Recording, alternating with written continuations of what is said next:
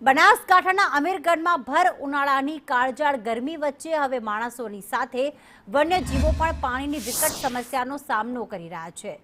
અમીરગઢના પ્રખ્યાત જેસોર વન્યજીવ અભયારણ્ય અને વન વિભાગની રેન્જ દ્વારા જંગલી જાનવરોને પીવાના પાણી માટે એક વિશેષ જાહેરાત સાથે કામગીરી હાથ ધરવામાં આવી છે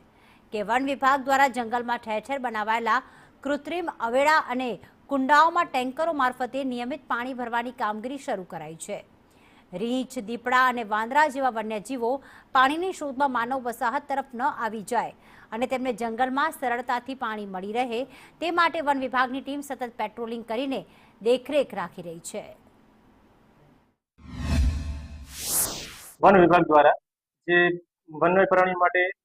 પાણીના ગજવર અવાડા જે કૃત્રિમ જે પોઈન્ટો છે એ ભરવાનું કામગીરી પણ 16 થી 17 અવાડા અંદર ભરવાનું કામ ચાલુ છે તથા તે સિવાય 30 થી 35 જે પ્રકારના જે નેચરલી પોઈન્ટો આવેલા છે વોટર પોઈન્ટ એ પાણી પણ વન્ય પ્રાણીને મળી રહેશે। પણ તે સિવાય વન્ય પ્રાણી બહાર ના આવે તે સારું, જ્યાં પાણી નથી મળતું એ જગ્યાએ પણ અમને આ કૃત્રિમ પોઈન્ટો ઊભા કરેલા છે તો તે સારું પણ ગજર અવાડા ભરવાનું કામગીરી ચાલુ છે જેમાં વન્ય પ્રાણીઓ જેવા કે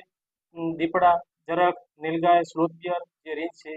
પછી અન્ય વગેરે વગેરે વન્ય પ્રાણીઓ પણ તે